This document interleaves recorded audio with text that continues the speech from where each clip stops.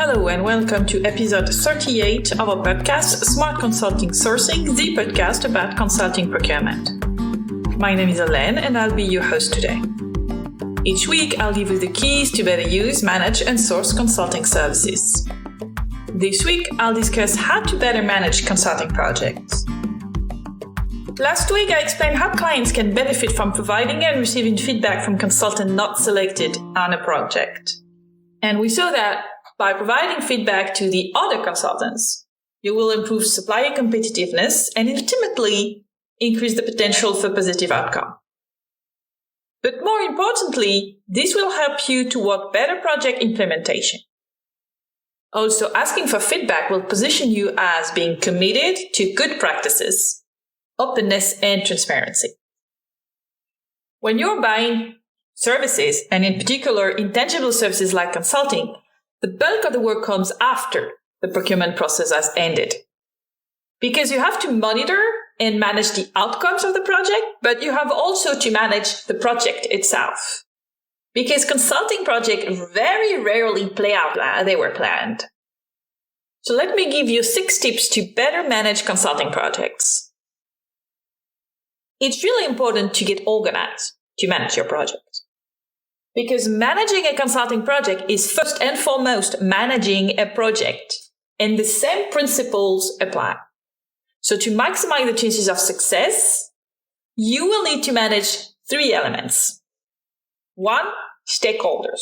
So this is project management 101. You have to align the stakeholders to make sure they will support the project and collaborate with the team and the consultants.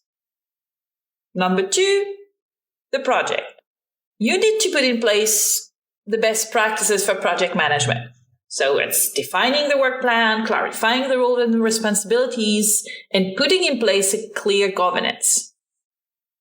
And last but not least, change. It's obvious, but it's often overlooked.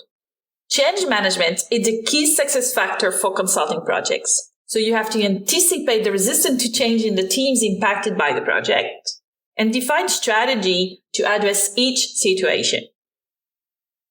The lever that you have is to monitor the performance. So don't wait until the project is over to evaluate the performance and to share the results with your consultants. The reasons for low performance can be multiple and can happen at the same time. And it can come from the consulting firm, like the capabilities that are not adapted, the skill that are not the level you wanted, experience, problem of staffing, etc. But it also can come from your teams. It's a low priority project. You have also staffing problems, etc., etc. But whatever the reason, it's best to sit down with a consulting firm and discuss and understand the issue and try to find solutions together. There's another element as well, is that you have to manage the consulting contract. And what does that mean? It means that you have to track the changes in the project that can touch the scope, the staffing, the timeline on any, unforeseen event that happens. Because when those changes are substantial, you should really consider amending the contract.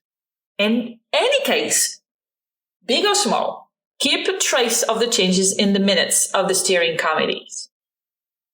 And for very large projects, you can also organize a formal mid-project review where you will cover both the changes to the statement of work and the quality of the outcome. And that doesn't prevent you from checking in regularly with the consulting firm to anticipate potential slips in, the project scope or the timeline and allow your provider to fix the problem.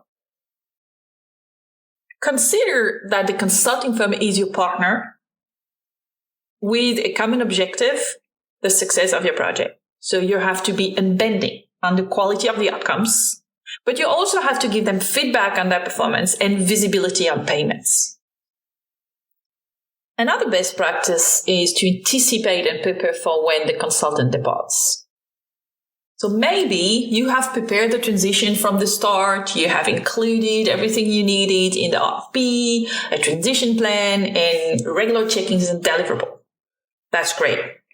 But if that's not the case, you have to make sure to prepare with the consultants before he leaves. Because once you decided what recommendations you would follow, you have to organize to understand how you have to act on them. For instance, if you're considering transfer of knowledge because your project implemented a new organization or a new technology, then you should define this transfer knowledge plan with the consultants when he's there.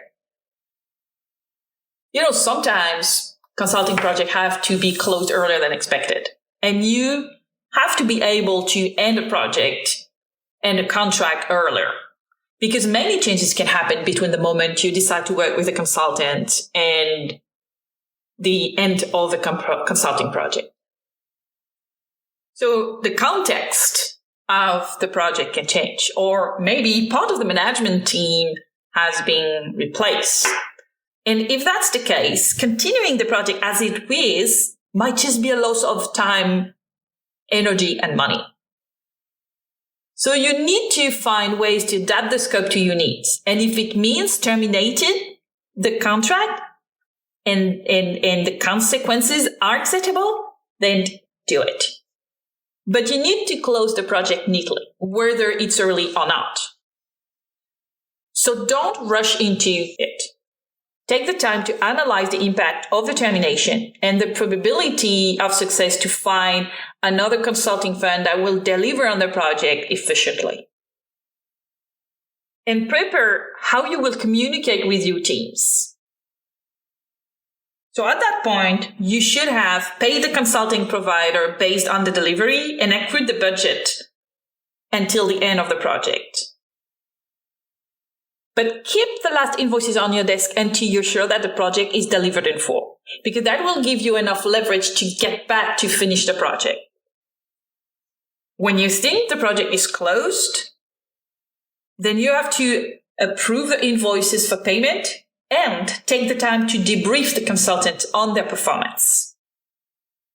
So if you use those 6 tips, you'll definitely be in a better place. Sourcing the right consultant is important, but so is putting them in the right conditions to deliver.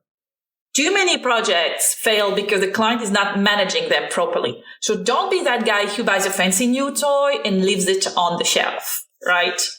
That's it for today. Next time I'll explain how to streamline your sourcing process so you can have more time for things you love.